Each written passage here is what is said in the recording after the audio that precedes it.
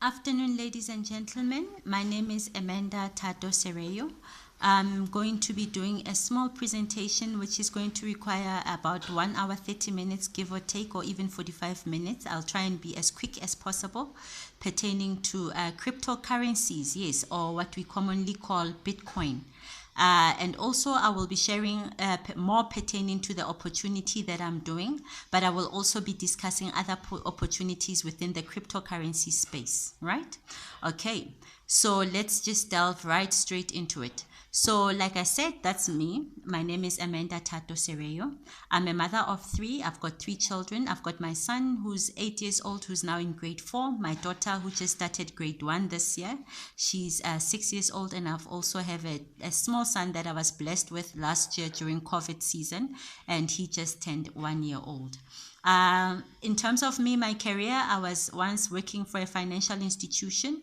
I've left that financial institution in 2017 and then started obviously embarking on a crypto journey. I went into crypto space. I've had my fingers burned quite badly at some point, but I've learned quite a lot about this. This is quite an interesting field and an interesting space to be in, especially in this 4th industrial revolution. And I would love to share what I have learned and what what I'm currently also still learning, because it's still a learning journey for me, and how also I am able to actually thrive in this COVID pandemic, and also in this space as well. So we have offices. These are offices, as you can see. These offices of ours, we am under the Wealth Builders team, are in Soweto, by Barra, by Blackchain Shopping Center. We open Monday to Saturday from 9 a.m. to 5 p.m. And that's what we call our leaders office. That's our reception area in the middle, and that's our small boardroom where we have one-on-one presentations, or 2 or 4 or 5 people that come in and they want a presentation with me. Obviously, you will have to let me know in advance, and then I will avail myself and book the office, and then we can make a presentation. However, what's not showing here is our boardroom, which is actually not our board. Yeah, I can say that. It's not our boardroom, our presentation area, which is downstairs, quite big than this. That's where we have our mass presentations, which we hold every single Monday at 5 p.m., Wednesday 1 p.m., and on Saturdays at 11 a.m. And also we have, once you are interested and want to join Amanda in this journey, which is me, and you want us to teach you, we also do our training, member training, every single Saturday at 9 a.m. before the 11 a.m. presentation. Okay, without any further ado, let's just delve straight into it.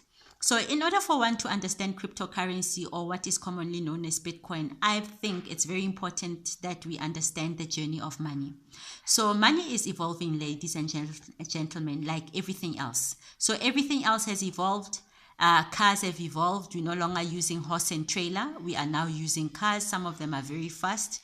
And we know that Tesla has now generated an electric car. Right, and now we are very much comfortable in that space, because we know that cars are evolving every time. No one now is still driving around, unless obviously they call them exotic cars or whatever they call them. No one is literally driving around with a 1902 car now. You've moved on. You are now driving one of you're actually even looking forward to the latest model, because that's what you want to buy. So everything else has moved on. No one is going to the library anymore. I mean, if my son can wake up one day and tell me that, Mommy, obviously we need to teach them about the library, but I need to go do research and I'm going to a library. Where Johannesburg Library, I mean, I don't think that there's so many people. Now people are going on Google, they're doing their researches there. So the same thing with money. In the olden days, we know that we used to use the bartering system. That used to work very well in small communities, right? Between neighbors and between small communities, or whatever they call them, or between the people that stayed in the same kraal. In South Africa, that's what we call it. So for an example, if I was a shoemaker, and my neighbor was a chicken farmer, and they needed some shoes, they will give me a few eggs or a chicken, and then I will give them a pair of shoes. But as time evolved and communities got larger and larger, people moved from KwaZulu-Natal to Gauteng to Cape Town, overseas, Actually, that's how big or how small the world has become now. We found that now we can no longer trade with regards to services and goods. We needed to find something in the middle that we found to or deemed to be of value, that we can move between ourselves and be comfortable with the value between. Money in itself does not have value. It's got what we call intrinsic value or deemed value. We see it of value, but we find that especially these days, common days, the money itself does not have any real value. So in the olden days, what happened is that we moved from bartering system to using what we precious metals, which was your gold, your silver, your iron ore, and things like that. And then later on, even to some extent, this day, we're still using metal coins as well as paper money, right? In South Africa, we've got rands, we've got pulas in Botswana, we've got meluti, we've got melutis in Lesotho, we've got nairas in Nigeria, US dollar, we've got obviously in the United States, sterling pounds, in London, etc., etc. So that's our paper money. But with paper money also, to show you that the paper money itself is not of value, this paper money, we say it's money that is being decreed by the government to have value. So if the government today decides that they don't know in South Africa as an example, they don't want money anymore with Mandela face on it. They want now money with the Zuma face on it. Mandela face money will have to be phased out and the Zuma face money will have to be phased in. Right. So what happens to that money? It just automatically becomes valueless. Okay. So we currently to some degree, they say plus minus about 20%, we're using coins and papers, and the rest we're using either plastic or electronic money. So plastic money came in South Africa around early 2000. Late 90s, that's when it was firstly credit cards and then debit cards came in. And slowly the phasing away of certain money like your checkbooks came into effect, right? So now, one of the reasons why credit cards came in and why we're using them is because with paper money and metal coins, number one, it's high risk to carry these things. If, for an example, you were still getting paid 10,000 rands as an example, and they gave you an envelope full of 10,000 rand, and if you lose the envelope, you know you've lost your entire salary. Whereas with plastic cards, if you've got your money, the same 10,000 rand, it's sitting in the bank, you access it via a debit card, right? But you lose the debit card. You feel much more at ease than if you were to lose an entire envelope, because you know there's an additional security feature here in a form of a PIN code, right? So only someone that's got your PIN code will be able to access your funds. So now we've basically, ladies and gentlemen, in some way or format, since the 90s, we've been moving away from the tangible side of money to what we call electronic or digital money, whether you are aware of it or not. With this also, it came with a lot of resistance, a lot of people fearing it, a lot of resistance and fear, and people not understanding how it works. But eventually, what happened? Everybody has adapted to debit cards. Everybody has adapted or slowly is adapting to this type of money, which is what we call EFTs. This is how most of us are getting paid now. Your salary gets transferred into or wired into your bank account directly. Your home loan gets debited. Those are your debit orders. You've got debit orders. That's the electronic way of paying for your expenses. You no longer have to go physically draw your money out, go stand in a queue to pay your ABSA or FNB home loan, go stand in another queue to go pay your water and lights, go stand. Now everything gets done via debit order. That's electronic form of money, right? Money moving out of your account. So again, money has now changed again to what we call cryptocurrency. Ladies and gentlemen, in 2008, another form of money was introduced, which is cryptocurrency. The first of its kind was obviously what we know as Bitcoin. So this is a slide where I'm going to try and explain as quickly as possible and as shortly and as briefly as possible the differences of money.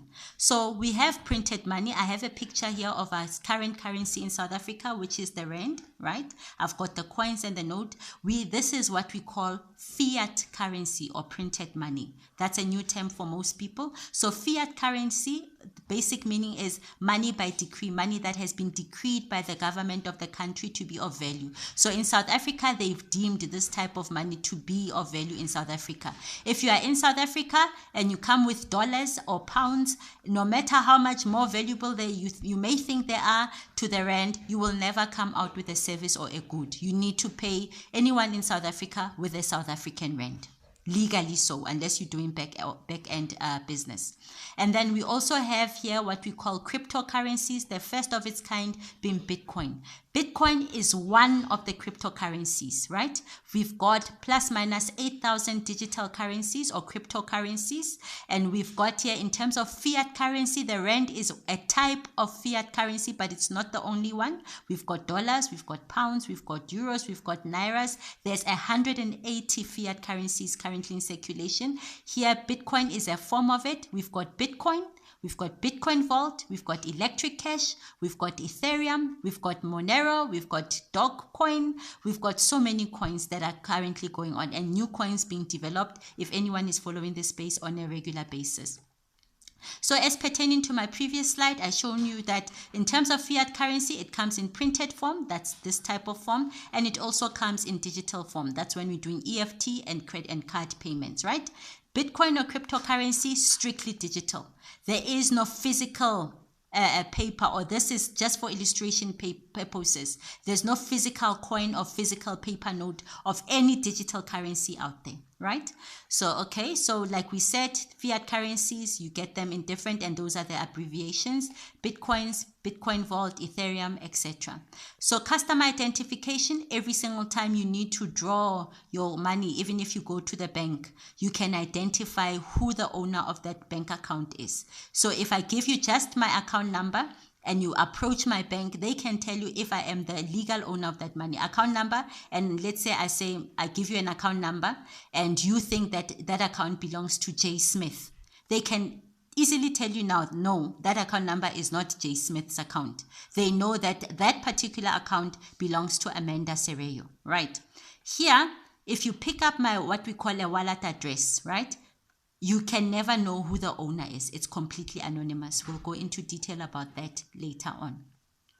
Means of production, right? Means of production, in terms of your fiat currency or money that we use, paper money, we all know that it's issued by the central authority. So the South African Reserve Bank is the one that actually prints the money and mints the coin. No one, even if how educated you are and you know the right paper, the right machines, the right ink, can ever go and open up a business and say that they are now they've started printing South African rands or any other currency. Only the central authority has the right to do that. Here, in terms of cryptocurrency, we say they are mined mathematically, and I will also explain that. So anyone can become basically a producer of the coin, which is why I love this space, which is what I am doing. This is one of the things I'm doing, and this is what I am going to explain to you, how you can also become a producer.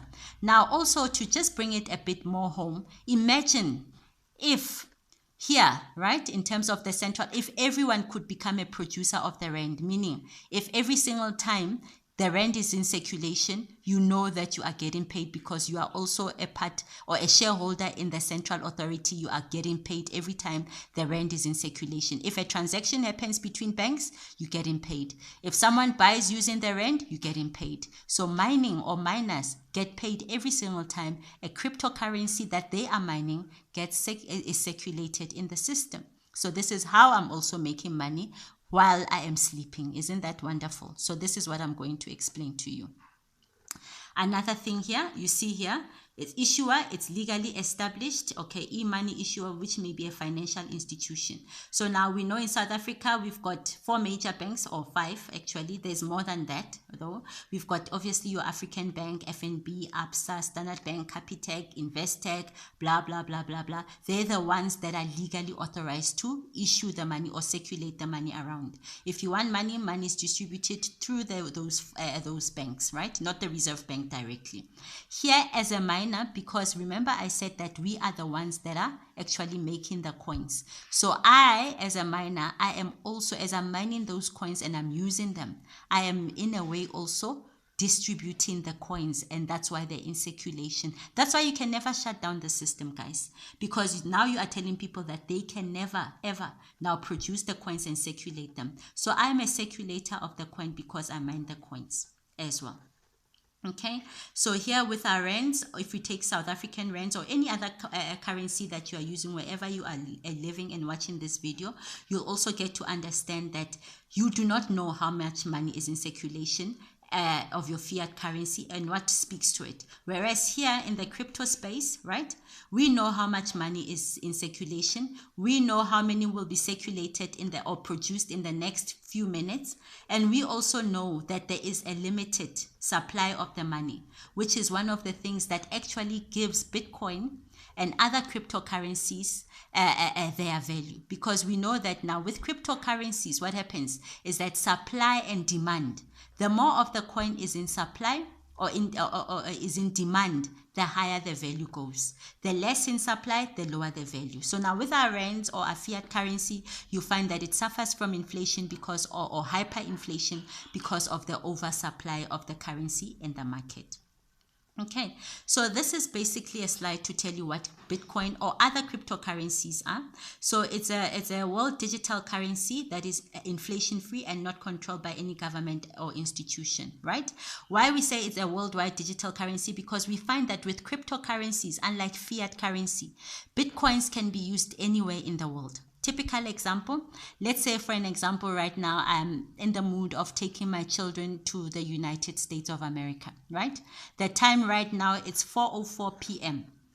and it's a Saturday. So what happens is that in a normal, if I'm not in the cryptocurrency space and I'm thinking, okay, fine, I want, because I'm very impulsive that way sometimes, I want to go to America, I want to take my kids to Disneyland. Okay, never mind, let's assume that there's no COVID pandemic. So what would happen is that I would then, even if I have the money, sit and say, oh, sure, but the banks are closed. So what does that mean? It means I cannot take my children out because now I have to first go to the bank, advise them that I'm going to the United States, how long I'm going to the United States. They must allow me access to be able to use my money when I'm overseas, right? But now with cryptocurrency, I just look at the flights. If there's a flight available tonight, I book it, I go. When I'm in America, I can use my Bitcoins. They're freely acceptable in America and everywhere and globally. So, and then again, I decide after that, no, I'm enough with the United States. I want to go to Dubai. 3 days later, I wake up in Dubai and we do whatever. And then a week later, we wake up in London, and then wherever it is, as long as I've got the money, the cryptocurrency space allows me the opportunity to use it and go wherever I want without being limited, because now my currency is accepted globally. With fiat currency, that is not the case, right? So Bitcoins, right, or cryptocurrencies are used using the internet. So what that means, cryptocurrencies is the same as living in a world where you are only doing EFT, electronic fund transfers, or you are only swiping cards. So you need to forget the physical, tangible side of it. So you know when you are doing EFT and e-wallets or you are swiping cards, you are basically able to live. There's a month or 2 days or even a week or 10 days or however long that I can actually live without actually physically touching money. Right.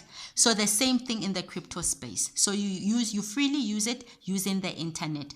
If for whatever reason you want to convert your money from the physical, you want to convert it and touch it, you can exchange your Bitcoin or cryptocurrency to whatever currency that you are using in your country. So another thing we like about it, it's inflation free, because what I'm going to explain that a little bit later on, because what happened is that when Bitcoin started in 2008, it had no intrinsic value. In 2010, it gained its first value, which was about 10 cents of a dollar. In South African rands, it was about 1 rand 40. So imagine the same 1 rand 40 of a Bitcoin. Had you decided that, okay, fine, I've got 1 rand 40, this is in 2010, I'm going to buy myself a Bitcoin. That same 1 rand 40, fast forward to 2021, you would have 940,000 rand plus. Can you imagine that? Whereas if you had taken that 1 rand 40 and put it in your bank, today that same 1 rand 40 in your bank account would basically be zero, valueless. That's inflation, meaning that your money would be eaten away by a virus called, I don't know who you are, right, called inflation. So we like to say that between Bitcoin to Bitcoin transactions, right, there are no fees, no chargebacks, no borders. The only fees you are going to incur in Bitcoin is if you are changing your Bitcoins, right? Or your cryptocurrency from Bitcoin, your cryptocurrency to your fiat. So the exchange platform that you are using will charge you for that. But if you are moving Bitcoin, let's say you are paying someone for a service or good and you are using Bitcoin, then you are not going to pay any fees or anything like that, because it's a Bitcoin to Bitcoin transaction. But Bitcoin, converting your Bitcoins to rands and your rands to Bitcoin, the exchange platform that you are using will then charge you for that. Okay. So now you've acquired these Bitcoins, you're interested and you've acquired these Bitcoins. What do you do with them? There are certain institutions in South Africa that do accept Bitcoins, right? Meaning that you can buy your goods or services directly with Bitcoins, right? So here are them. Bitcoins, if you are in South Africa, you can buy a house through Remax using Bitcoins directly. You can buy a vehicle, BMW, certain offices, not all of them, using Bitcoins directly. We also know that Tesla cars can also be used by Bitcoin directly. We've got Xeno, which is an online shopping platform. You can use buy your services and your goods there directly using Bitcoins or cryptocurrency. Pick n Pay in Cape Town also accepts Bitcoins directly as a form of payment. Other places you will see that they have the sign Bitcoins accepted here. You know, you can buy your goods using Bitcoins directly. The benefit there, if you are in South Africa, is that you do not pay tax also as well on your Bitcoin transactions. So let's assume that now I want to buy a house in Remax, and obviously there's some tax also that I need to pay there, right? My transaction, let's say it's a property, it's a 1 million rand, it will be clean 1 million rand or 2 million or 20 million rands without the tax implication. And that's completely legal. It's not illegal. The government knows it and they declare it, and that's not tax evasion, ladies and or avoidance. That is 100% within the law not to pay taxes. Bitcoin to Bitcoin transactions. But the minute you convert your Bitcoins to your fiat currency, South African rands in South Africa, you need to be a responsible citizen and do exactly what all responsible citizens are doing. So now, what system is backing up a cryptocurrency? I'm sure some of you have heard of blockchain or some of you have not. So this is the system or the underpinning technology. This is the technology that's actually underpinning cryptocurrencies, the first one being obviously Bitcoin. So this is also where these Bitcoins are going to get mined, ladies and gentlemen, or are generated. I went quickly into Google earlier on so that I can try and explain what Bitcoin does. So this is what blockchain is, right? You see that little thing there, blockchain consensus algorithm. So in order for Bitcoins to be generated, I'm going to try and explain this very difficult or simple process for others in a matter of a few seconds. So now let's take a typical example. So let's say now you go to Pick n Pay. You go to Pick n Pay and you want to buy goods. Let's say you buy groceries for 2,000 rand and you pay with your credit card or debit card. What happens in the back end? Have any of you thought about that? Let me put it this way. What happens in the back end is that you present them, let's say now with your FNB debit card for 2,000 rand, right? You give it to the person that's helping you and then you put in your PIN number. In the back end, Pick n Pay is knocking on FNB stores, right? As they knock on FNB stores, FNB opens the door and says, yes, can I help you? And they say, hi, we've got one of your customers, Amanda here. She has approached us and she's buying goods for 2,000 rand. And then FNB will then go in and say, okay, fine. They open Amanda's book. They see, okay, Amanda has got 3,000 rand, right? They go there, they say 3,000 rand minus 2,000 rand. Amanda is now left with 1,000 rand. They take the 2,000 rand and then they credit it to Pick n Pay. And then what you see in the back end is transaction accepted, right? But that's the chain of the transaction. Or they can Pick n Pay will knock on Amanda's doors, on FNB's doors, and then FNB will say yes, and Pick n Pay will say Amanda wants to buy for 2,000 rand. And then FNB will then open their books and say, okay, Amanda's got 1,000 rand. So transaction is declined. Do you understand? And then you get their transaction declined. Or Amanda has put in the wrong PIN number, transaction declined. That's not the access, but that's the back end of it, right? And then all you see is that transaction is declined or accepted. And then what happens, FNB will then take a small fee, what they call a service fee, for the service that they have provided between me and Pick n Pay. So now, in terms of blockchain or Bitcoin, Bitcoin has removed the middleman.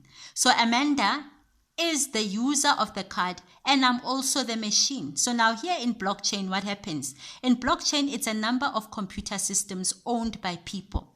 So remember I said in the beginning slide, the one where I said that there are miners. So to become a miner, you own a block of technology, something similar to this, right? Here then. You own a piece of technology which is then linked up on a system called a blockchain that then verifies the transaction. So it does exactly what I told you that the bank is doing, but the bank is removed now. The computer system that is owned by Amanda or Mandla or Samantha or whoever you are, wherever you are, is the one that's going to verify the transaction. So what happens is that systems or transactions in blockchain, they happen like this. I don't know if you can see them. Those are a lot of numbers, right? It's called algorithms. So these algorithms, one of them is right. What happens is that the system will try and solve an algorithm. So when it solves the algorithm, these are the number of computers. So one of these computers, not all these computers are going, the fastest computer is going to solve and is going to be randomly selected to solve a particular transaction. So my computer gets selected. When it gets selected to solve that transaction, to say, hey, we've got we've got a transaction called Amanda wants to buy goods from Pick n Pay. So what does my computer do? So my computer picks up that transaction, right? It picks up the transaction. It does exactly what I told you, right? So it verifies the transaction, which is what it does, right? It puts the transaction together. And then once it's put it together, it shows the other computers in the system to say, Amanda, 3,000 minus 2,000 is 1,000 rand. Pick n Pay 2,000 plus 20,000 rand, it's 22,000 rand. And then all the computers will say, okay, fine, that is a correct transaction. That's the additions and everything is in order. And then that's what we mean that the computers audit each other. Once that transaction is audited, it gets stored on the database in a digital vault, never to be deleted, never to be amended. It's a permanent transaction, which is then stored on each and every single computer that is in the system. So we say that blockchain is decentralized, meaning information is not only stored on Amanda's computer, but it's stored on a number of computers which are on the net. If I've got 20, the same transaction is stored on all my 20 computers, plus your 100 computers, plus 1,000 computers, and then it gets stored and it gets verified and everybody has a copy of whatever everybody has done. So it's a public database. And it's difficult to hack because in order to hack the system, you need to hack all the computers that are in the system at the same time. So the transactions are permanently recorded and they are secured by what we call cryptographic security system, and then they are permanently enhanced and stored there. So that's basically how blockchain works. So you own the computer, you physically don't do anything yourself. Everything is done on this system and it gets stored, and that's why it's also difficult to shut Bitcoin down because of this. So imagine shutting this down. You can't, because it's not only in South Africa, it's not only happening in Dubai, it's not only happening in America, it's globally. So this system is not going anywhere, right? So now how you get started, number one, you need to get what we call a wallet address if you are interested. I'll do another video again to show you how you can also get a wallet address. You can apply for a wallet address. We've got several platforms that you can apply on. My favorite one is obviously, people know about Luno. I use Chainx. We've got Altcoin Trader, etc., etc. I'll do a video on how to obviously register yourself on that one. It's quite easy actually. So why are we doing this video? So we're doing this video, ladies and gentlemen, because we know that everybody, I don't know if any of you have read a book by a guy called Robert Kiyosaki, which is called the cash flow quadrant. The cash flow quadrant basically says that anywhere, wherever you are going to find yourself in either one of these four. You're either an employee, or you're either self-employed, or you are either a business owner or an investor.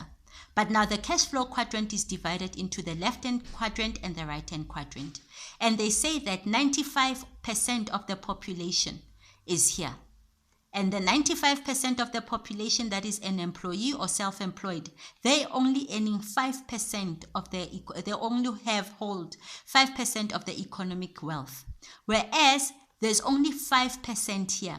You find that 1% or 2% is here and the 3% is here, and they go in between. And the 5% that's here, they manage 95% of the world. So now what of the wealth, sorry. So what we're trying to do, we're trying to get you to move from this side, not necessarily all at once, slowly but slowly to this side. Here you find your employees, you know, the 8 to 5, 9 to 5 people. You work for your money, where you always exchanging your energy or your time for money. If you're not at work, you don't get paid. And most people, when they want to move from this, I know I also was one of them. I was sick and tired of working for someone, and I thought the best thing would be to become a self-employed person. But here it's even more exhausting, because if ever I'm feeling sick, we can think about doctors, you think about your lawyers, and you know, small businesses, your spaza shops and things like that. You think you're self-employed, whereas you think that no one owns you, but your business owns you. If I don't open my spaza shop today, nothing gets sold, no one eats. So you need to get to a situation whereby you are a business owner. You find most self-employed people thinking that they're business owners. You're not. A business owner is someone like McDonald's, right? A company called McDonald's. Even if you make the best burger, do you think that people will leave your burger and leave you, or go buy your burger? Do you think you are a businessman even if you make a best burger? Your business plan is better than McDonald's? No, it's not. They've got a business plan here. McDonald's or franchises, basically what it means is that they have found a system, or they've plugged themselves into a system whereby they don't necessarily need to only use their own time to make money. They also found a way to use or leverage off other people to also make that money work for them. And an investor also is someone that has found a way or found an opportunity that allows them to use their money to make money. So money makes money for you. Here you've plugged yourself into a system where you are leveraging off each other, all of you working together and making money as a community together without just only your own effort. Whereas here, it always requires your own personal effort. So I'm going to show you how you can obviously do that, right? So in Bitcoin, now that you understand what cryptocurrency is, right? You understand a bit about what cryptocurrency is. You also understand a bit about mining. We say that there are 3 ways of making money in crypto space. We have what we call the buy and hold.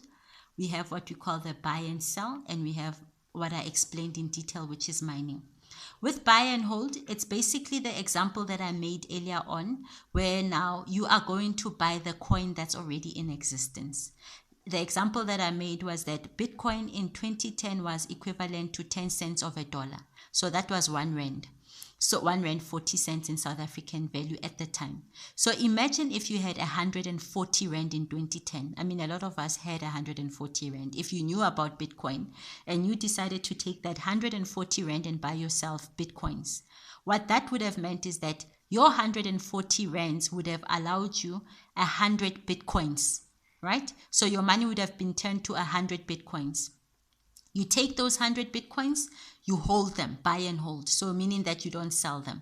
So you keep them with yourself. Fast forward to 11 years later, right? Remember, I'm not saying you keep them for 11 years because you have to. You can sell them at any point in time where you see that you need the money. It's up to you. But let's assume that you decided, let me forget about them. And then on the news, 2021, you hear, hey, 1 Bitcoin is going for 940,000. And you remember, oh, Sherbert, in 2010, I bought for 140 rand. I bought 100. They said I had 100 Bitcoins. Imagine how much money you'd have now. You go into your wallet, your 100 Bitcoins, you click there, you want to see the actual value today. So 940,000 rand, which is the value of 1 Bitcoin, multiplied by 100 Bitcoins. Guys, that's how much, that's crazy money. That's how much money you would have if you had bought and hold Bitcoins at the time. But now the thing is that we are all now going crazy. We're hearing about this Bitcoin thing. Bitcoin now, it's 940,000. How many of us have an actual 940,000 rand to buy an actual Bitcoin? None. if any. I don't want to say none. Maybe there's a lot of us. I mean, we know some people that have just Elon Musk bought for 1.5 billion. But you do understand the point. So buy and hold is basically what I will show you how to buy and hold. There are a few coins that you can still do that with. Like I said, you can contact me, and then if you want obviously to know how to do that, I will then show you how to do some buy and hold as well. Buy and sell is typically known as trading. I'm not against it, but I do not do trading myself personally in the crypto space because I find it extremely volatile and time consuming. So those that are doing Forex, you understand that you need to do your market analysis. You need to know how to read the candles. You need to know when to buy, when to sell. So the same principles still apply in the crypto space. Extremely volatile space to be in, because now with regards to Forex, the margins are small. Here the margins can be in thousands, tens of thousands. So as they always say in the crypto, in the trading space, you never trade with money you cannot afford to lose. So if you can afford to lose money, please by all means, or if you do want to go into this space, listen, you can make a lot of money out of it, but make sure that you do know what you're doing, because you can make money and you can lose money out of the space. And the last one that I have here on the slide is obviously the mining, which is what I've told you basically about. All you do in mining is that you need to get yourself a piece of equipment, right? I'm going to Google it quickly now. So you get a piece of equipment. This mining equipment, what it does is that it is the one that is going to generate these Bitcoins for you. So when we talk about Bitcoin mining, we don't necessarily talk about you physically doing anything. You physically do not need to do anything, right? So Bitcoin mining, you basically just get yourself a mining device, right? But you need to get yourself a proper mining device. It's the same as, let's assume you're in Johannesburg, right? I love this example. So if you're in Johannesburg and we all want to go to Cape Town, so there's different vehicles you can use to go to Cape Town. Eventually you'll go to Cape Town. So let's say we are driving, we're not flying. So we're driving. Or we are using let's say a road transportation. You decide that you're going to go to Cape Town in a bicycle, right? And I decide that I'm going to go to Cape Town using a Toyota Runex as an example. Another person decides that they're going to go to Cape Town using what's that car? A Ferrari. Who's going to get to Cape Town first? Do you understand? So sometimes people get frustrated with the mining machines or the amount because of the type of vehicle they chose. So if, for an example, you want to make 25 trips to Cape Town within 2 days, obviously you need to get a Ferrari. But if I want to make 25 trips to Cape Town within 2 days, but I'm on a tricycle, and then I get frustrated along the way, is the problem the fact that Cape Town is too far, or is the problem the fact that I chose a wrong vehicle for that? So the vehicle that you choose is also very important. Obviously, sometimes you cannot afford that vehicle, but be realistic with yourself as well. There's other ways also that you can also get involved in Bitcoin. Like I said, I will show you. So this is the mining machine, right? So this is what you get, and then the company does the work for you. So this is what we call a mining machine. We've got the one that we use in our company is called the M21S, right? And with the mining machine, don't look at those prices per se. Those are second-hand ones, the ones that you find for 7,000. This is what we call a mining farm. So our mining farm with our company, it's in China and also in Kazakhstan. So those are mining farms. That's what a mining farm is. So to operate this type of thing, you need people that understand what they're doing and the technology. So it's not something that you want to do on your own unless you've got time and you are studied in that field, right? Okay. So that's basically the 3 ways of getting involved in cryptocurrency. So now with us, number one, you need to understand who the owner, who the company is that is going to do the mining for you is. So like I showed you in the beginning slide, I'm with a company called Mining City. If you go onto blockchain.com, you will see that's where you can verify any company that says that they are mining cryptocurrencies. So here on top here, this gentleman with a beard here, that's our CEO in Mining City. His name is Gregory Rogoski. And at the bottom here, that's also another CEO of one of our companies called MineBest, and then I will explain to you. His name is Eyal Avramovich. So Mining City started in the year 2019. Most people that started in 2019, they will tell you that they did very well with Mining City. So they are into Bitcoin mining, but with regards to Mining City, they're more on the marketing and the sales side of it, right? So when we are selling mining plans or anything like that, we are with Mining City on the selling side of it. And then we've got MineBest, right? That is headed by Eyal Avramovich. That is more on the strategic side of it. So MineBest, what they do, all that Mining City, they're the ones that are actually procuring the mining machines for us, and they're also managing the mining farms. We've got 15 mining farms. We have 5 in Kazakhstan, and we've got 10 in China. People will ask, why do we have our mining farms there? Number one, to mine. Right? It's a very expensive exercise if you do not know how to do it. Number one, it consumes a lot of electricity because the machines need to be on 24/7, 365. Number two, also, you do not need a place that has electricity issues. You don't need a place whereby the electricity costs are high, because one of your highest costs is electricity. So in China, they do not have electricity cuts thus far, and as well as in Kazakhstan, and the electricity costs are very minimal compared to most countries. So you can find out there, you can do your own Google search and find out with regards to what I'm saying. So that's why we chose those two areas, right? So MineBest is the host supplier, and they facilitate everything. So they are the ones that supply us with the employees that manage the machines, that set the machines together. Ladies and gentlemen, not even a single day will you get a call to say, your machine is not working. Can you put in more money? Because they do everything for us. You just have a mining contract. Once your mining contract is in place, it starts mining until the contract ends. You will never hear anything. You just know that you are going to get paid every single day. South African time, it's 9 p.m. every single night for the duration of your contract. So Mining City, they're the ones that are in the forefront for the selling and the sales side of it, and obviously the pitching and things like that. Okay, so you can read up more on that, what I've done. So how do you then get involved, right? So this is where you can verify.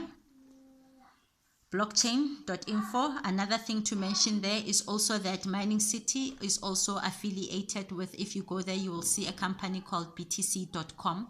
That's also where we also mine with thingy, how we are also registered. So that's wcoindesk.com, Bitcoin Venture Capital. Okay, that's where you verify. So if you're interested, which I believe you will be, and you want to buy one of the mining plans, this is how you get started, right? Like I said, each mining plan represents the speed and the power. So think again about that example that I made about traveling from Johannesburg to Cape Town.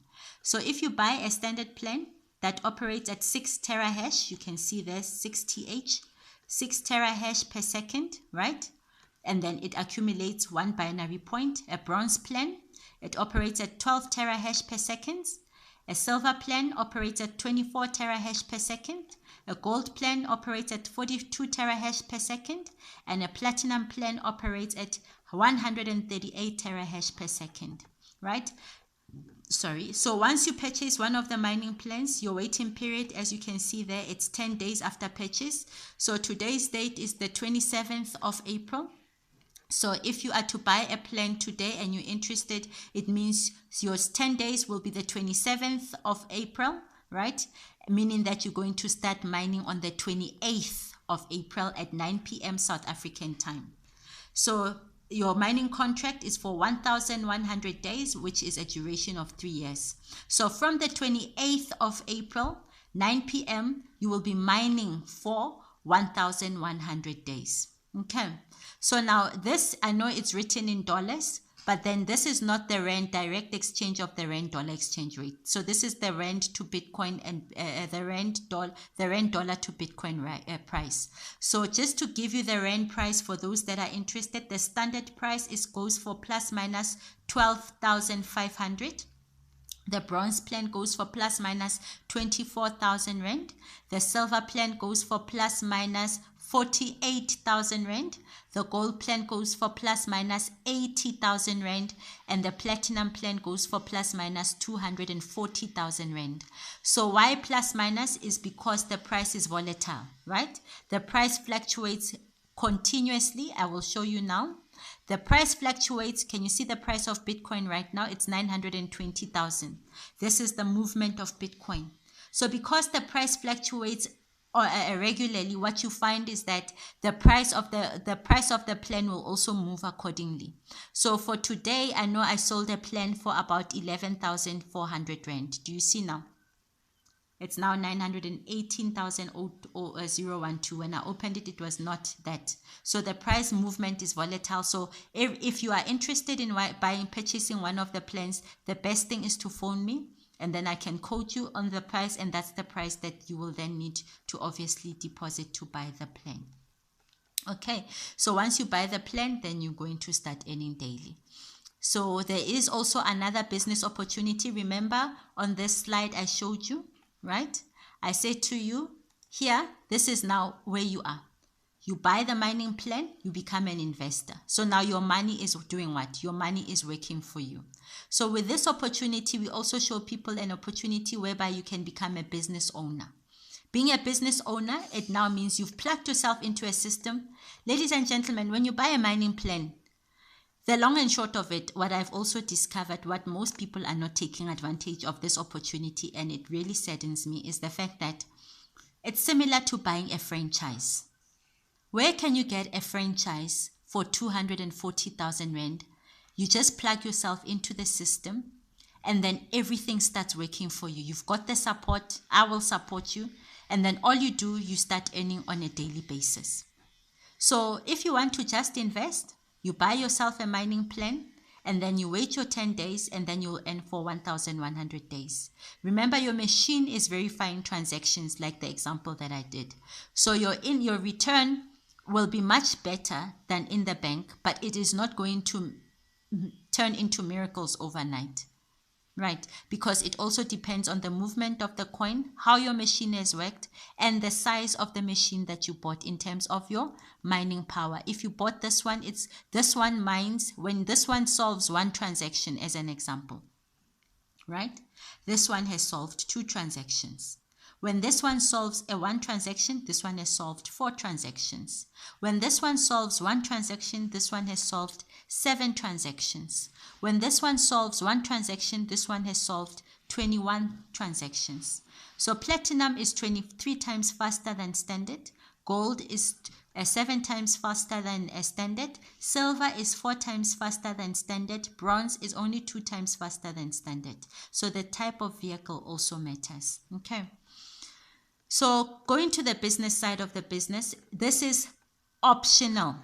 Binary tree, network marketing, optional. If you don't want to do this, if you don't like money, I love doing this. This is what has afforded me the lifestyle that I told you about. This is how I've managed to leave my work and do this thing because of this. The mining, it's the money, I call it the change, but this is where the money is at, ladies and gentlemen. So our company, like any other company, it has a system. We have what we call a binary system, whereby you have to open up your mouth. So a closed mouth in any business, I don't care which company you even work for. If it wasn't for the sales team in your business or your company, there would not be any business. For any business, a closed mouth is a closed business. So here, the more people you talk to, the more people you introduce into the business, the more money you make.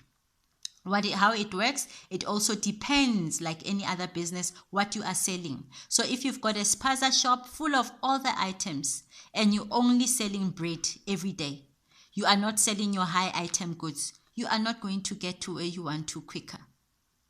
If you've got a car dealership and you're only selling bicycles in your car dealership, you're not selling your BMWs, your Range Rovers and whatever, you are not going to get there quicker. People that sell high make more money. Okay, so obviously the appetite, your drive, and everything else will speak to you. But you've got to go in business for 3 years. All you have to do is just open your mouth and start. It's not going to be easy. I'm not saying it's easy, but it is going to be definitely worth it, right? So what it says here is that, okay, it says here for every 5 credits on your left and 5 plus, right? Not just on the left, plus 5 credits on your right, you earn a one-time $200 bonus in the currency that you are mining, right? So Mining City, we are mining 3 coins. We are mining Bitcoin, we are mining Bitcoin Vault, we are mining electric cash, right? So I will give you more information pertaining to that later. So now in terms of the business plan, if you sell a standard plan, you get 1 credit. If you sell a bronze plan, you get 2 credits. If you sell a silver, 4 credits. Gold, 7, platinum, 21 credits. So meaning, if you are going to be selling standard plans, it's 1. So it means you need 5 people, because it's 5 credits, 5 credits. If you sold a platinum plan, you probably need only 2 people. 1 person gives you 21 credits, another person gives you 21 credits. And then it says 5 credits on the left, 5 credits on the right. So if you sold a platinum plan, how many 5s are in 21? 4. So it means that night, you're not only going to make $200, it's 4 times 200, you're going to make $800 paid into your account 9 p.m. 11 p.m. South African time. 9 p.m. it's payout for everyone that's mining. So whether you are doing this side of the business or not, you are going to get paid on the mining. Remember, you bought your machine. After 10 days, it starts mining for you. So that you don't have to do anything. You can log into your account every night, 9 p.m. You'll see your machine working for you. But this is, remember, optional. So if you choose to go this way, then when you sell, this is what I'm talking about. Here you've sold a platinum plan. With your platinum plan, you get 21 credits on the left, 21 credits on the right. You get paid $800 worth of coins, right? So if you mine in Bitcoin, it's $800 of Bitcoins, Bitcoin Vaults, or electric cash, right? So, and it goes on and on like that. So with this mining, that's one of the bonuses. So I'm not going to go into all the other bonuses. So obviously, if you've decided that you want to embark on this journey with us, right, or with me rather, what you need to do is, at least if you understand those 2, I will delve more into detail because I don't want to waste any time. See the time now, it's already 50 minutes into this thing. So now I don't want to waste any more time. So you need to understand that this is how it actually works. I have made a disclaimer here. So that people can understand how Mining City works. So it says here, Mining City does not pay out in US dollars. They pay out in the cryptocurrency you are mining, right? There is no fixed mining reward. It fluctuates. Remember, like the coin itself. Let's go see how Bitcoin is doing now. You see, okay, I think it hasn't moved much, but it also fluctuates. It was 920, but if you see there, the sell price was at some point sitting on 923, and the highest today has been 940. So it fluctuates, right? So as the coin itself fluctuates, so the mining, the returns that you earn on a daily basis, they fluctuate in accordance to the performance of the coin. So in our company or in our team, right, this is not a mining team, a Mining City a thing. This is ours, Wealth Builders. We're saying it is advisable to withdraw when 50% of the initial capital has been accumulated. Why? We don't want people to come and you can draw anytime. Don't get me wrong. From day 10, your money is accessible to you. You can draw if you see, let's say as an example, $2 in your account the following day you want it, but we say you can only draw from $25 and above because obviously of the charges that you may incur, because obviously when you're moving your money from Mining City to whatever exchange, the exchange will charge you. So you need to have at least $25 and above to withdraw. But we say draw when you've reached at least 50% of your initial capital. That way you are going to even see what you've done with your money. So every single time you see 1,000 Rand and you want to withdraw, you will, at the end of your 3-year contract, you will not have made any changes in your life. And I'm assuming the reason why I'm making this video, the reason why you've asked me to make this video is because you want something that's going to change your life and the trajectory of your family, right? Therefore, no withdrawals less than 50% will be processed at the office. So what I mean is that if you want to draw anything less than 50%, You then need to do it yourself. I'll show you how to do it, but you'll do it yourself. But then at the offices, because we don't want our PAs to be inundated with people that want to draw 200 Rand, 500 Rand, because they come every week, those ones. But we want to make proper withdrawals. So that's why we assist people that want to withdraw higher funds. So as a member, should you wish to sell your plan, right, like any other company, it is your own responsibility to find a prospective buyer. If, for an example, you go to Tesla, I love Tesla, and you've bought a car at Tesla Cars, and you want to sell that car, right? Tesla is not obliged. They may help you by putting it on their floor or however way, but it is not their responsibility to actively find you a buyer. It is your responsibility. If you've bought a phone at Vodacom, like I'm using this phone, and for whatever reason I want to sell it, I can't take it back to Vodacom. I must find a buyer myself. So the same rule applies in any other business for that matter. So this is not a mining city thing. This is a rule that is applicable anywhere in the world, any company that sells anything for that matter. Individual training is prohibited. What we mean by that, obviously, if you are far away, it's fine. But we get people that want you to train them on the phone and they don't want to attend training, and the training is just next door to them. If you are in Lesotho, wherever, further away, that is not a problem. We're mainly referring this to people that can come to training, but they choose not to. Right? It is mandatory that all members should attend training as communicated. So there's training every single Saturday, like I said, 9 a.m. at our offices. We give it free of charge. And also we will be opening up offices in the Sebokeng area. For now, we only have training every once a month, but we communicate on our WhatsApp group. Okay. So it's been a pleasure, I must say. I've enjoyed doing this. I'm sorry I'm doing this with my phone, but I hope it's been informative and worthwhile.